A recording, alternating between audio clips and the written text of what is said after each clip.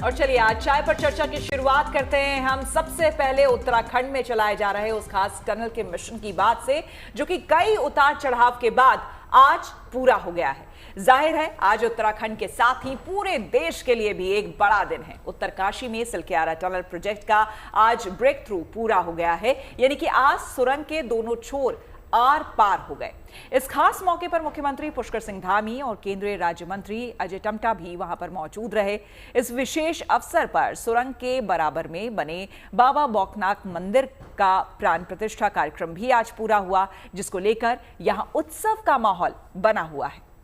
और देखिए, जाहिर है चारधाम यात्रा शुरू होने के पहले केदारनाथ, बद्रीनाथ, गंगोत्री, यमुनोत्री जाने वाले तीर्थ यात्रियों को ये खुशखबरी मिली है।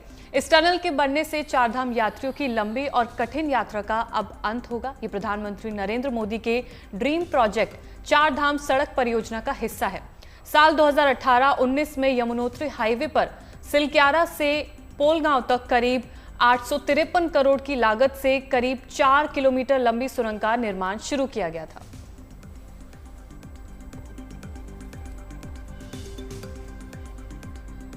तो देखिए, यमुनोत्री हाईवे पर सिलक्यारा पोलगांव सुरंग अब आर पार हो चुकी है। ये टनल 12 नवंबर 2023 में अचानक भूस्खलन के बाद सुर्खियों में आई थी, जब 41 मजदूर सुरंग के अंदर फंस गए थे। हालांकि 17 दिन के रेस्क्यू ऑपरेशन के बाद उन्हें सुरक्षित बाहर निकाला गया और उस रेस्क्यू ऑपरेशन में अंतर्राष्ट्रीय विशेषज्ञों की मदद भी ली गई थी। टनल का वो हिस्सा है जहां पर जो है 2023 में टनल कोलैप्स हुई थी। अभी ब्रेक थ्रू हो चुका है। मुख्यमंत्री पुष्कर सिंह धामी और केंद्रीय राज्य मंत्री अजय टम्टा के द्वारा विधिवत यहां पर जो है बटन पुश करके ब्रेक थ्रू किया गया और उसके बाद ये पौल गांव से लगभग 4.5 किलोमीटर दूर बड़कोट साइड से ये मजदूर, कैमरामैन से चाहूंगा दिखाएं, ये मजदूर ये बड़कोट साइड से यहाँ पर सकुशल पहुंच चुके हैं। ये वाहन जो है बड़कोट से यहाँ पर पहुंचा है, यानी कि सकुशल ये यहाँ पर जो है पहुंच चुके हैं। कितनी दूर से आ रहे हैं अभी? 2.5 किलोमीटर, यानी कि पौल गांव से सिलक्यारा तक एकदम ओके हो चुका है। वाहन आवाजाही कर सकते नहीं? कर सकते हैं, लेकिन आप ही लोगों के पूरा दिख रहा है, सिविलियन का तो नहीं हो सकता है। ओके, यानी कि अभी भी इसमें काम बाकी है, प्रोटेक्शन का वर्क किया जाएगा, तमाम प्रकार की कवायदा अभी बाकी है। लेकिन ब्रेक थ्रू की अगर बात की जाए तो पौलगांव से सिलक्यारा तक और सिलक्यारा से पौलगांव तक अब मजदूर अच्छी तरह से आवाजाही कर सकते हैं और अपने जो सुरक्षात्मक जो कार्य हैं उनको अंजाम दे सकते हैं।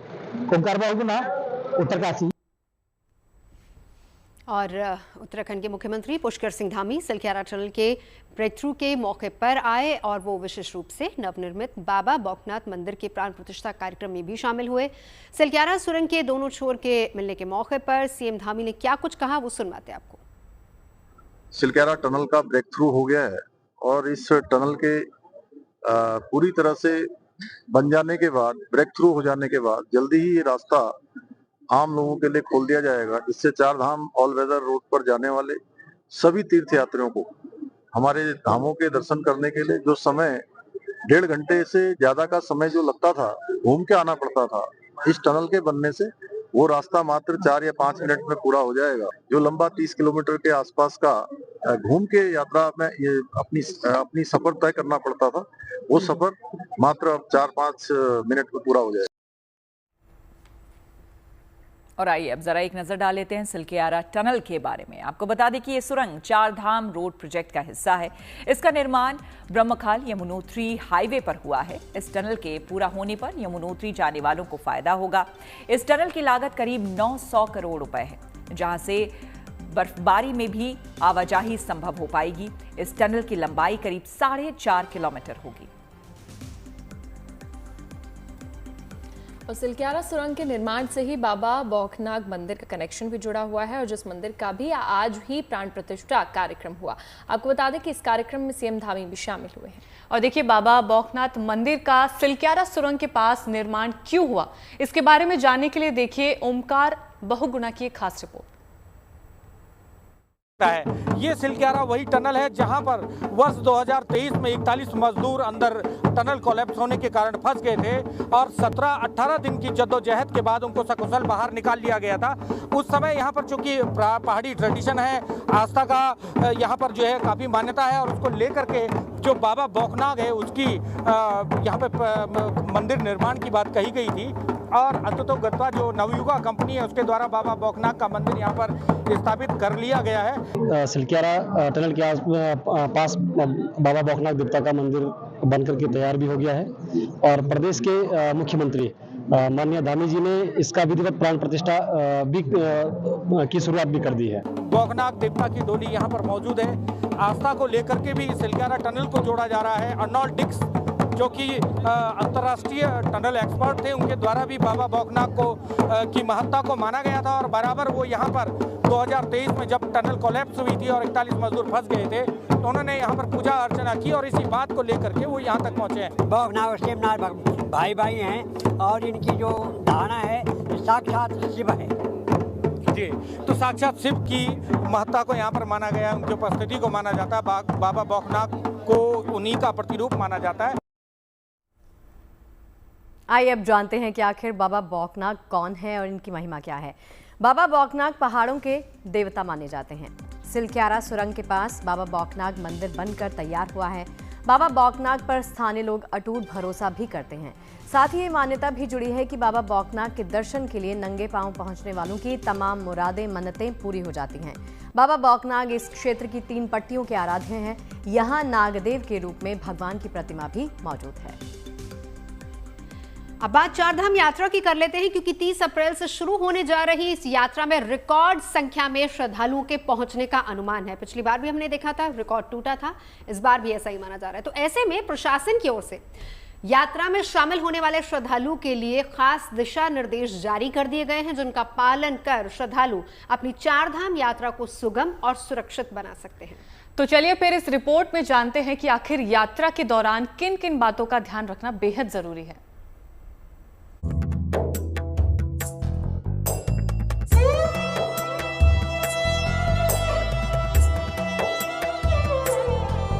देवभूमि उत्तराखंड में एक बार फिर से आस्था और भक्ति का मेला लगने जा रहा है, क्योंकि यहां अक्षय तृतीया के शुभ अवसर पर 30 अप्रैल से चारधाम यात्रा शुरू होने जा रही है, जिसको लेकर तैयारियां भी अपने अंतिम चरण में पहुंच गई हैं। और चारधाम यात्रा के लिए इस बार रिकॉर्ड संख्या में अब तक श्रद्धालुओं ने रजिस्ट्रेशन भी कराया है। जाहिर है केदारनाथ, बद्रीनाथ, गंगोत्री और यमुनोत्री धाम की यात्रा दुर्गम और पहाड़ी इलाकों से होकर गुजरती है। ऐसे में प्रशासन की ओर से चारधाम यात्रा करने वाले श्रद्धालुओं के लिए एडवाइजरी भी जारी की गई है। अपनी यात्रा की योजना कम से कम 7 दिनों के लिए बनाएं। वातावरण के अनुरूप अपनी यात्रा का समय चुनें। चढ़ाई वाले मार्गों पर हर 1-2 घंटे बाद ब्रेक लेकर आगे बढ़ें। इसके साथ ही चारधाम यात्रा करने वाले श्रद्धालुओं को अपनी यात्रा के दौरान स्वास्थ्य को बेहतर रखने की खास तैयारी भी करनी चाहिए, जिसमें रोजाना 5 से 10 मिनट के लिए ब्रीदिंग एक्सरसाइज करनी चाहिए। रोजाना 20 से 30 मिनट वॉक करने की आदत डालें। इम्यूनिटी को बेहतर करने वाले खाद्य पदार्थों का ज्यादा से ज्यादा सेवन करें। जरूरी बात यह भी है कि यात्रा से पहले मौसम रिपोर्ट के बारे में जानकारी लें और ध्यान रखें कि ठंडे तापमान के लिए पर्याप्त गर्म कपड़े भी साथ लेकर चलें। और पैकिंग करते समय गर्म कपड़े, ऊनी स्वेटर, दस्ताने और मोजे भी साथ रखें। बारिश से बचाव के लिए रेनकोट और छाता भी रखें।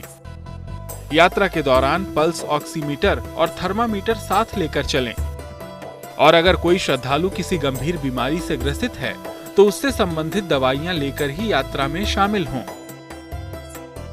प्रशासन के ये वो तमाम अहम दिशा निर्देश हैं जिनका पालन कर श्रद्धालु अपनी चारधाम यात्रा को सुगम और सुरक्षित बना सकते हैं।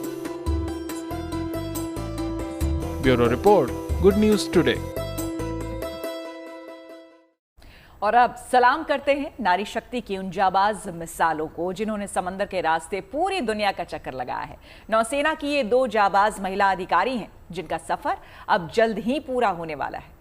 दरअसल INSV तारिणी में सवार लेफ्टिनेंट कमांडर रूपा और दिलना केप टाउन से गोवा के सफर पर निकल चुकी है और उनकी हैरत अंगेज ये यात्रा का ये आखिरी हिस्सा है। इस सफर के दौरान दोनों ने कई चुनौतियों का सामना भी किया और उनका ये सफर अब मिसाल बन गया है।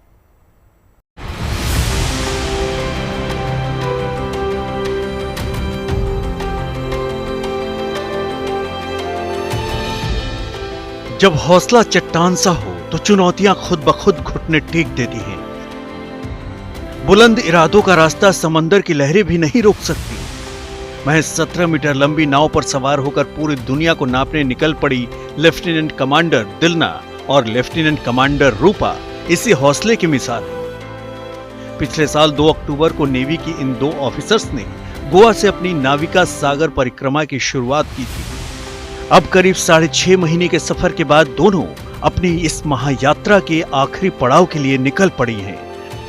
मंगलवार दोपहर करीब 2 बजे दोनों ने केप टाउन से घर वापसी का सफर शुरू किया। अब अगले महीने INSAV तारिणी को लेकर दोनों के गोवा पहुंचने की उम्मीद है। इन दोनों बहादुर ऑफिसर्स ने गोवा से ही अपने सफर की शुरुआत की थी। उनका पहला पड़ाव ऑस्ट्रेलिया में केप ल्यूविन था। ऑस्ट्रेलिया के बाद वो न्यूजीलैंड के लिटन टाउन में रुकी। इसके बाद करीब 21,600 नॉटिकल माइल्स का सफर पूरा करके दोनों साउथ अफ्रीका के पोर्ट स्टैनली पहुंची। पोर्ट स्टैनली के बाद उनका अगला पड़ाव केप टाउन में था। केप टाउन के बाद वो गोवा के लिए निकल चुकी हैं। अथाह समंदर में इस सफर के दौरान लेफ्टिनेंट कमांडर रूपा और दिलना को कई चुनौतियों का सामना करना पड़ा। कभी समंदर की ऊंची लहरों ने उनके हौसले की परीक्षा ली, तो कभी खराब मौसम उनकी रफ्तार पर ब्रेक लगाने पर आमादा दिखा। लेकिन इन बहादुर नौसैनिकों ने हर चुनौती का सामना डटकर किया। पूरी दुनिया का चक्कर लगाने के दौरान दोनों के लिए कुछ पल बेहद खास थे। 9 जनवरी को समंदर में वो उस जगह पहुंची जहां उनकी नाव धरती के पूर्वी गोलार्ध से पश्चिमी गोलार्ध में प्रवेश कर गई। यानी चंद सेकंड पहले उनकी नाव पश्चिम की तरफ जा रही थी, लेकिन इंटरनेशनल डेट लाइन को पार करते ही उनकी नाव के कंपास में पूर्व की दिशा दिखने लगी।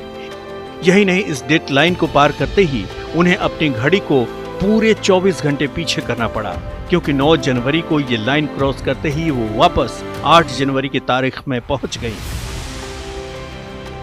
इस सफर में एक खास मुकाम उस वक्त भी आया जब 31 जनवरी को दोनों समंदर के पॉइंट नीमो पर पहुंची। समंदर में ये सबसे सुदूर जगह मानी जाती है। इस जगह से जमीन का कोई भी हिस्सा हजारों मील की दूरी पर ही है। यानी जब इनकी नाव पॉइंट नीमो से गुजर रही थी तो उनके आसपास हजारों मील तक कोई मौजूद नहीं था। इस जगह पर समंदर में भी जीव बेहद कम है। दुनिया के कई देश इस जगह का इस्तेमाल अपने पुराने सैटेलाइट को नष्ट करने के लिए करते हैं। अपने सफर के दौरान लेफ्टिनेंट कमांडर रूपा और दिलना जहां जहां भी रुकी वहां उनका शानदार स्वागत किया गया। हर स्टॉप पर दोनों ने अपने हैरतअंगेज सफर के अनुभव साझा किए। इस सफर के दौरान नौसेना प्रमुख ने भी कई बार उनका हालचाल जाना और सफर के लिए उन्हें शुभकामनाएं भी दी। नौसेना की ये दोनों अधिकारी अब अपना यह महत्वाकांक्षी सफर पूरा करने से कुछ ही दिन दूर हैं। अब सभी को इंतजार है मई में उस दिन का जब INSAV तारिणी के साथ दोनों गोवा के तट पर पहुंचेंगी और समंदर को नापने का उनका ये सफर पूरी दुनिया के लिए मिसाल बन जाएगा। Bureau report, good news today. देखिए, भारतीय सेना की फील्ड अस्पताल टीम गाजियाबाद के हिंडन एयरफोर्स बेस पर लौट आई है। म्यांमार के भूकंप पीड़ितों को मेडिकल सहायता देने के लिए भेजी गई भारतीय टीम की टीम मंगलवार देर रात भारत लौटी। ऑपरेशन ब्रह्मा के तहत भारतीय टीम म्यांमार के दूसरे सबसे बड़े शहर मांडले में तैनात थी। और इस टीम में 123 सदस्य थे। इनमें surgeon, trauma care expert, lab technicians, x-ray unit और लाइफ सेविंग सर्जरी के लिए सभी जरूरी लोग शामिल थे। सेना के अधिकारियों का कहना है कि उन्होंने इस दौरान करीब 65 बड़ी सर्जरी की है। हालात जो हैं वो काफ़ी कठिन थे, लेकिन हम जो है सेना के जवान हैं और हमारा कार्रवाई यही है और हम इस ऑपरेशंस के लिए ही अपने आप को ट्रेन करते हैं या प्रैक्टिस करते हैं और कोई भी हालात हो उसमें हम ये बहुत ही अच्छे तरीके से हम इसको एग्जीक्यूट या कार्रवाई कर सकते हैं और उसके लिए हम सदा प्रिपेयर्ड हैं। और ऐसा नहीं है कि हम ये पहली बार कर रहे हैं। ये हॉस्पिटल जो मैंने आपको पहले भी बताया, 60 पैराशूट फील्ड हॉस्पिटल, ये पहले भी ऐसे ऑपरेशंस को अंजाम दे चुका है, जैसे कि नेपाल अर्थक्वेक, इंडोनेशिया में सुनामी और टर्की का अर्थक्वेक, और ये हमारा चौथा ऑपरेशन था। तो हम इसके लिए सक्षम हैं और हम इसे बहुत अच्छे तरीके से कर सकते हैं। बाकी जो मैंडले का आपने कंडीशन बताया, तो हाँ, कंडीशन काफ़ी ज़्यादा ख़राब थी, जिसमें मैं पहले भी बता चुका हूँ कि अप्रॉक्सीमेटली 7,000 लोग इफेक्टेड थे, जिसमें ऑलमोस्ट 3,000 लोगों की डेथ है, अराउंड 5,000 लोग अफेक्टेड थे। महिलाएं मजबूत तभी बनेंगी जब उन्हें समाज के हर तबके का सहयोग मिले, अब चाहे फिर उनकी सुरक्षा हो, उनकी हिफाजत का ही मुद्दा क्यों ना हो। और इसी को ध्यान में रखते हुए तकनीक की नई मिसाल भी पेश की जा रही है। ऐसे में एक मिसाल है शक्ति बैंड। तो क्या है ये शक्ति बैंड, कैसे ये काम करता है और किस तरह से ये शक्ति बैंड महिलाओं की हिफाजत में अपनी खास भूमिका निभा सकता है, सब कुछ यहाँ जानिए।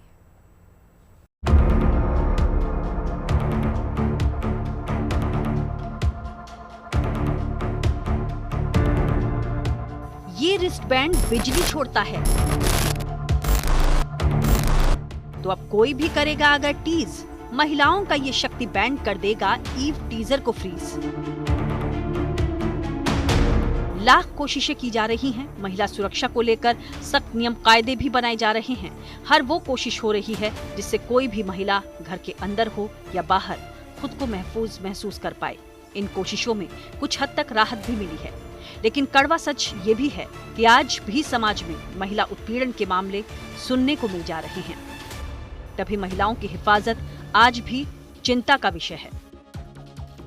महिलाओं को इसी फिक्र से राहत दिलाने के लिए ये शक्ति बैंड मार्केट में इंट्रोड्यूस हुआ है। कानपुर के इंस्टीट्यूट ऑफ टेक्नोलॉजी के इंक्यूबेशन सेंटर में शक्ति वेयरेबल्स नाम के स्टार्टअप के तहत इस तकनीक को डेवलप किया गया। इस शक्ति बैंड को लेकर दावा है कि ये एक आधुनिक सुरक्षा उपकरण है, जिसे खास तौर पर महिलाओं की हिफाजत के लिए तैयार किया गया।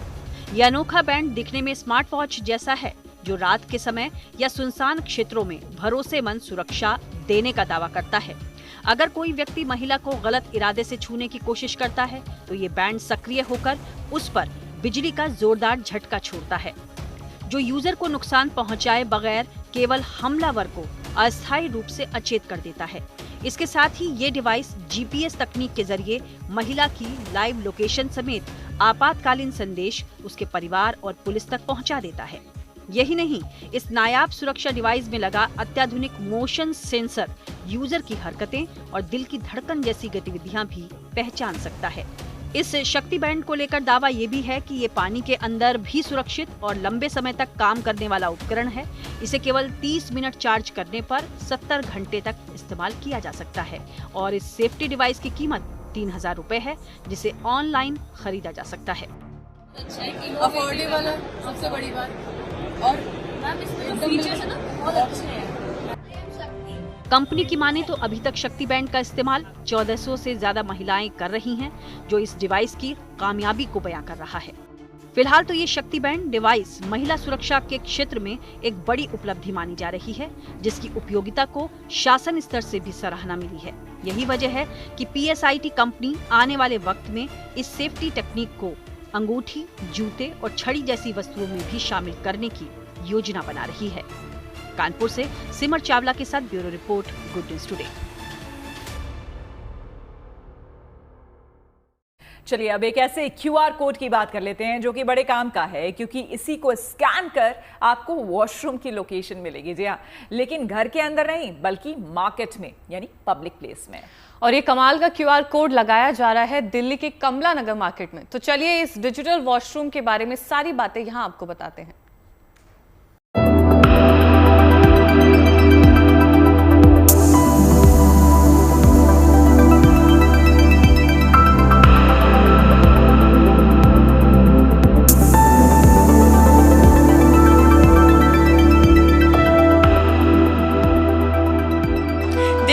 ऐतिहासिक और हमेशा गुलजार रहने वाला कमला नगर यूँ तो शॉपिंग के लिए और खाने पीने की जगहों के लिए काफ़ी ज़्यादा मशहूर है, लेकिन अब ये जो जगह है वो एक नए अध्याय की शुरुआत का गवाह बनने वाली है, क्योंकि डिजिटल पहल की इस मार्केट में जो है वो की गई है। और वो डिजिटल पहल ये है, ये स्कैनर, ये क्यूआर कोड, जो आप हर एक शॉप के बाहर जो है आपको इस तरीके के स्टिकर्स जो है वो नज़र आ जाएंगे। क्या है आप देख सकते हैं, यूज टॉयलेट्स इस पर लिखा है, क्योंकि ये अब स्वच्छता की ओर जो है ये एक पहल है। हमारे कस्टमर, आने वाले कस्टमर को सुविधा देने के लिए कस्टमर बाजार में आए और कहाँ का आसपास शौचालय है, कस्टमर को अगर जानकारी चाहिए हो, हमने हर दुकान के ऊपर एक QR कोड लगा दिया है। कस्टमर जैसे ही इस QR कोड को स्कैन करेगा, 200 मीटर के दायरे में जितने वॉशरूम्स आसपास हैं उसकी सबकी लोकेशंस, जेंट्स लेडीज़ है, साफ़ है, गंदा है, पेड है, फ्री है, अंदर सोप अवेलेबल है नहीं है, रिव्यूज़, कल को कोई भी कस्टमर वॉशरूम पे जाता है और उसके अंदर क्या रिव्यूज़ है, कस्टमर जैसे वह रिव्यू डालेगा, कंसर्न ऑफिसर जो उसका केयर टेकर है उसका मैसेज आ जाएगा, कोई शिकायत होगी तुरंत उसके पास शिकायत ही पहुंचेगी ताकि उसके ऊपर उचित कार्रवाई कर सके। TNT ने हमें अप्रोच किया ऐसा स्वच्छ भारत मिशन के लिए कुछ मार्केट को देना चाहते थे, तो हमने ये बनाया। इसके अंदर एक QR कोड, पहले आप इसको कैमरा आप ओपन करिए मोबाइल का, आप स्कैन करेंगे तो आपको लिंक पे ले जाएगा। इसके अंदर चारों जो टॉयलेट्स हमने लिस्ट किए हैं सब अवेलेबल हैं। आप पर्टिकुलर इस पे हमने जाना है, वी गूगल मैप्स पे जाएंगे, आपको डायरेक्शन से वहाँ तक ले जाएगा। तो ये लोगों के लिए बहुत ही अच्छी फैसिलिटी है यहाँ पे कि लोग ढूंढते हैं टॉयलेट्स के लिए, तो अब किसी को ढूंढने की जरूरत नहीं है। आप सिंपल लोकेशन, जेंट्स फीमेल जितने भी टॉयलेट सब इसके अंदर। कितने टोटल टॉयलेट्स हैं अभी हमने 4 टॉयलेट्स इसके ऊपर लिस्ट करे हुए हैं। एज पर मार्केट अगर हमें बोलेगा तो और टॉयलेट्स जब बनेंगे तो we can put any an number of toilets, there is no limitation. Customers आ रहे हैं, उनको भी वॉशरूम जाना होता है तो वो आप लोगों के पास ही आते हैं सबसे पहले। लोगों के पास आते हैं, हम लोगों को पूछते हैं तो हम उनको बोलते हैं स्कैन कीजिए, इसमें आपको पूरी सर्विस, पूरी फैसिलिटी, सफाई वगैरह सब मिलेगी। बस यही होता है, लेडीज़ ज़्यादा होती है जिनको प्रॉब्लम रहती है, लेडीज़ के लिए ज़्यादा प्रॉब्लम है थोड़ी सी। अच्छा, बहुत से शॉप्स ऐसी भी है कमला नगर मार्केट में, आपकी भी खुद की शॉप है, जिनके शॉप के अंदर ही वॉशरूम होता है, लेकिन ये जानकारी फिर भी आप लोगों को देते हैं या नहीं देते? बिल्कुल बिल्कुल देते हैं जानकारी, ताकि अभी इस बार तो है, नेक्स्ट टाइम आएंगे तो उनके लिए बहुत इजी हो जाएगा इस चीज़ के लिए। से ये जो चीज़ स्कैनर्स जो कमला नगर में आए हैं, ये बहुत ही अच्छा काम किया है। It has done a fabulous job, because हमारे भी यहाँ पे कितने सारे शॉप्स है, like I have a beauty salon here, and basically problems क्या होते हैं, कितने सारे जो कस्टमर्स होते हैं वो लोग वॉशरूम्स यूज़ करने के लिए आते हैं। कभी कभी जैसे कि मेरे शॉप का जो वॉशरूम है वो अंडर कंस्ट्रक्शन होता है, जिसकी वजह से हमें भी प्रॉब्लम हो जाती है, जो नॉर्मल शॉपकीपर्स वालों को भी प्रॉब्लम होती है। But this has a fabulous job. जिनको भी वॉशरूम यूज़ करना होगा, they can directly go out here, use the washroom, it is hygienic, it is really nice.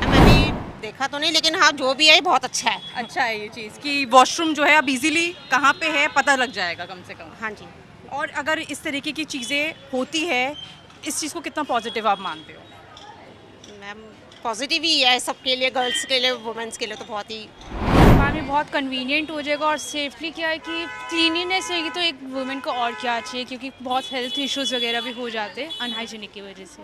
हर एक मार्केट में आपको लगता है ये चीज़ होनी चाहिए? जी श्योर, ये तो होना ही चाहिए, बल्कि ये है तो हर वुमेन आई थिंक मार्केट जाने से फिर कभी वो नहीं होगा कि हम मार्केट इस इशू से नहीं जाते। ये वॉशरूम के लिए बनाए गए हैं और इन QR कोड से मतलब हमारे जो भी है मार्केट में एक वॉशरूम होना चाहिए, जिसके लेडीज़ यहाँ मॉल्स में जाती हैं, उनके वॉशरूम भी क्लीन नहीं होते, तो वॉशरूम तो चाहिए ही मैम फीमेल्स के लिए। इसके अंदर बहुत जल्दी एक चैटबॉट लेके आ रहे हैं कमला नगर ट्रेड एसोसिएशन के लिए, जिसके अंदर आप व्हाट्सएप पे आप उसको सर्च करो KNT को, कोई भी कस्टमर अगर पूछना चाहता है कि पर्टिकुलर टॉयज़ की कितनी शॉप्स हैं यहाँ पे या गारमेंट्स की कितनी शॉप्स हैं, तो सब उसके ऊपर लोकेशन आ जाएगी।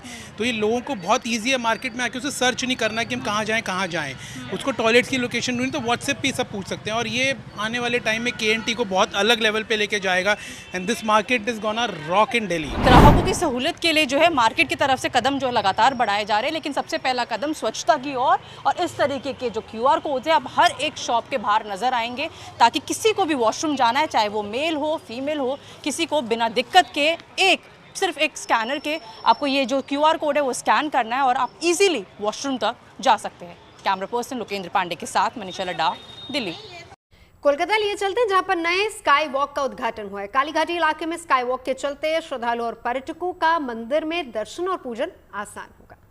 यही नहीं, कालीघाट के सौंदर्य को भी और निखार दिया गया है। दरअसल इस शहर के लंबे ट्रैफिक जैम से भी लोगों को अब निजात मिली है।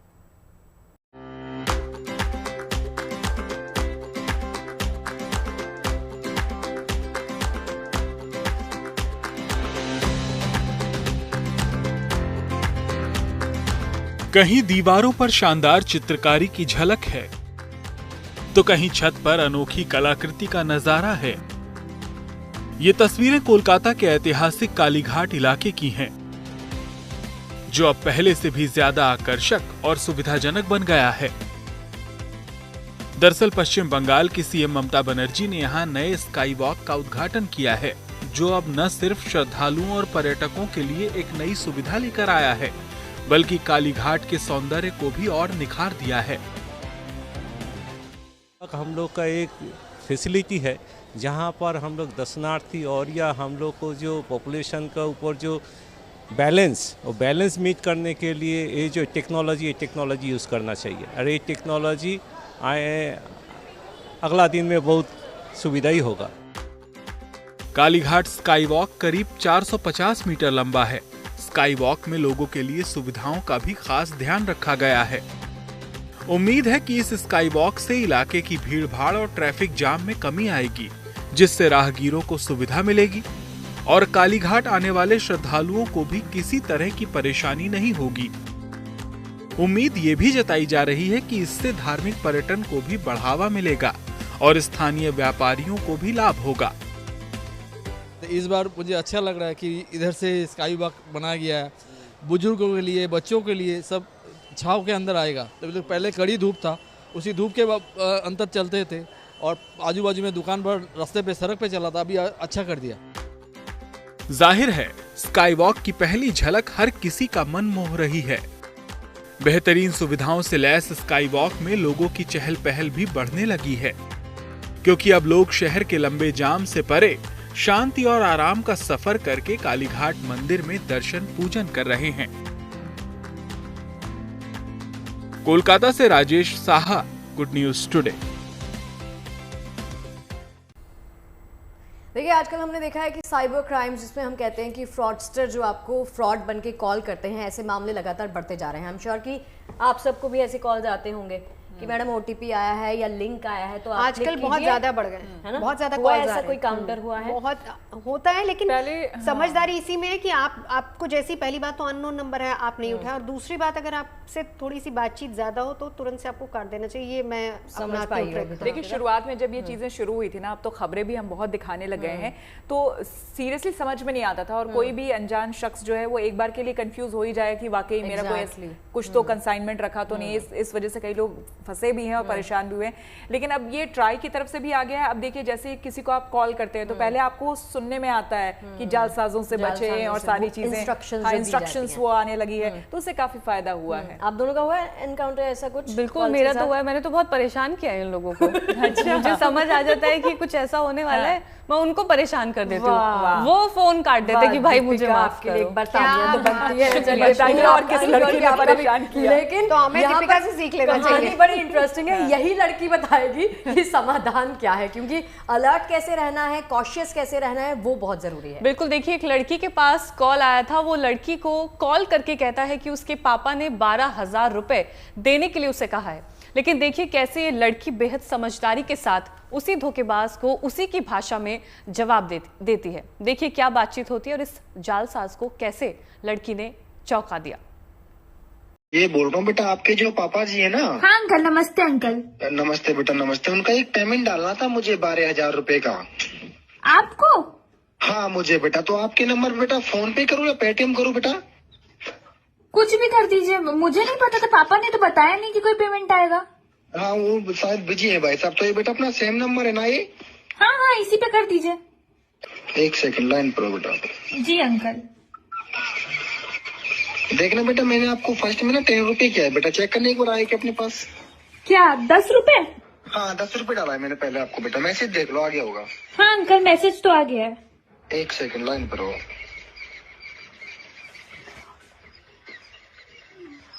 देखना बेटा, मैंने 10,000 और डाल दिया है। हाँ अंकल, आ गया आ गया। एक सेकंड बेटा, 2,000 डाल रहा हूँ, ये बोल देना ठीक है? हाँ अंकल। हाँ देखना बेटा, 2,000 भी डाल दिया है मैंने। अंकल 20,000 आपने डाल दिया है। सॉरी सॉरी सॉरी सॉरी बेटा, वैष्णवी सॉरी। कोई बात नहीं बेटा, आप ऐसा करो, मेरा ना फोन पे नंबर लगा लो बेटा, मैं आपको नंबर बोल रहा हूँ फोन पे का। अच्छा हाँ ऐसा करो बेटा, 12,000 रख लो, बाकी जो पेमेंट है ना मैं आपको जो नंबर बोल रहा हूँ उस पर डाल दो ठीक है? ठीक है अंकल, अंकल ठीक है। हाँ नंबर लगाओ बेटा, फोन पे नंबर लगा लो। हाँ अंकल। हाँ फोन पे खोल लो बेटा अपना एक बार। हाँ अंकल, खोल लिया। 75। हाँ हाँ 75 लगा लिया। हाँ अंकल। 05। हाँ 84। हाँ 22। 51। अच्छा, कितना आपको देना है और? 18,000 देना है, 12,000 रखना है। अच्छा 18,000 देना है आपको। हाँ, क्या नेम आ रहा है इस पे? नेम तो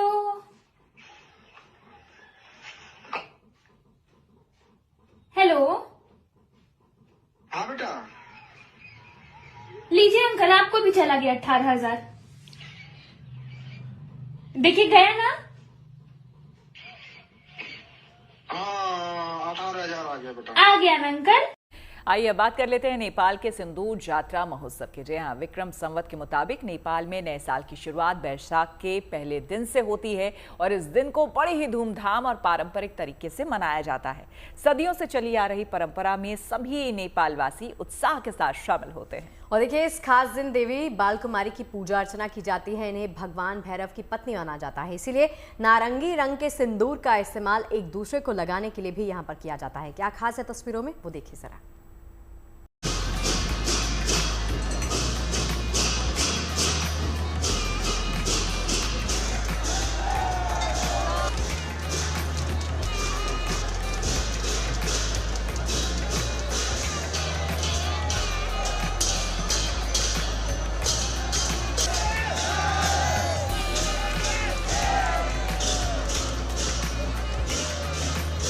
लोगों में उत्साह, दीवारों पर रंग बिरंगी आकृतियां और पर्व को लेकर समर्पण। ये तस्वीरें नेपाल की राजधानी काठमांडू की हैं, जहां पर सिंदूर जात्रा का महोत्सव धूमधाम से मनाया जा रहा है। यह महोत्सव बसंत और हिंदू नववर्ष के आगमन का प्रतीक माना जाता है, इसलिए नेपाल के लोग पूरी श्रद्धा और परंपरा से इसे मनाते हैं। सबसे पहले शहर की सजावट लाल रंग से की जाती है, जो समृद्धि का प्रतीक है और सदियों पुरानी परंपरा में इसे पवित्र माना जाता है। उसके बाद नेपाल के लोग सिंदूर की होली खेलते हैं, पारंपरिक वाद्य यंत्रों की थाप पर नाचते गाते हैं। इस खास उत्सव में जीभ छिदवाने की परंपरा का बड़ी श्रद्धा के साथ पालन किया जाता है। इस खास त्यौहार को लेकर नेपाल के लोगों में खास उत्साह भी होता है, तो आस्था भी उतनी ही होती है। इस दिन श्रद्धालु 32 पालकियों में देवी देवताओं की मूर्तियां ले जाते हैं।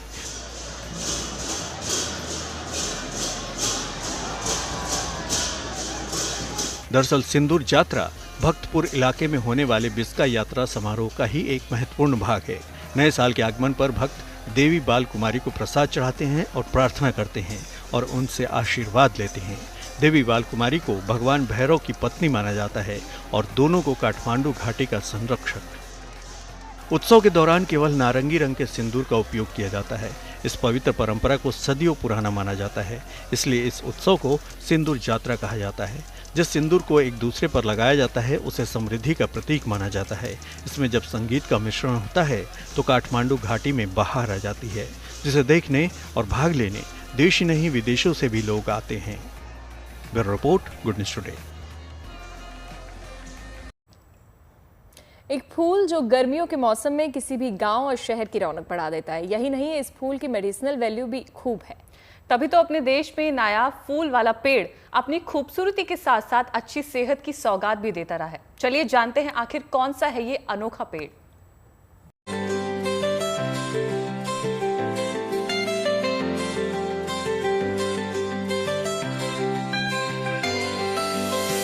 गर्मियों के इस मौसम में अमलतास के ये पीले फूल पूरे शहर की रौनक बढ़ा देते हैं।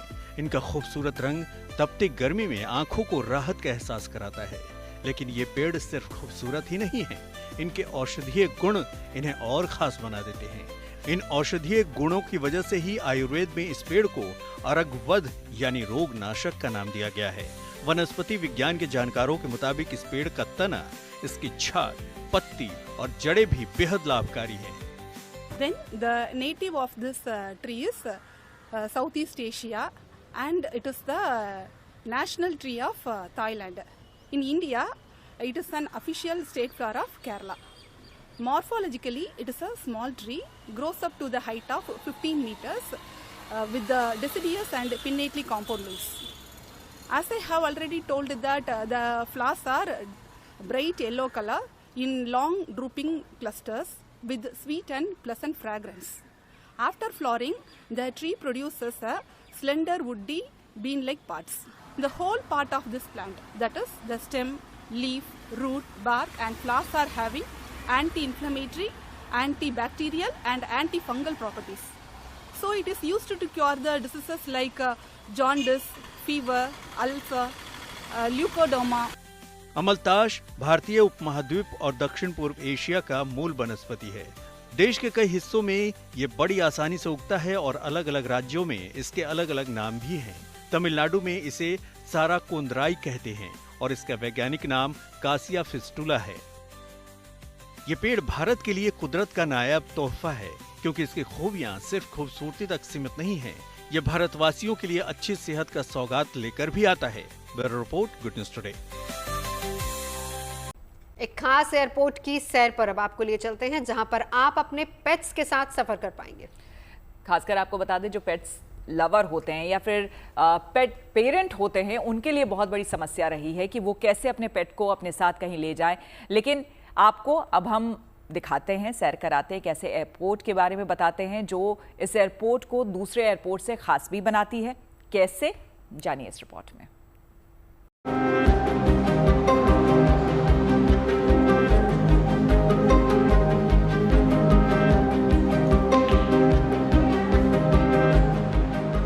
चीन के ग्वांगझोंग बेयून एयरपोर्ट पर बना ये लॉन्च खास तौर पर पालतू जानवरों की देखभाल के लिए तैयार किया गया है।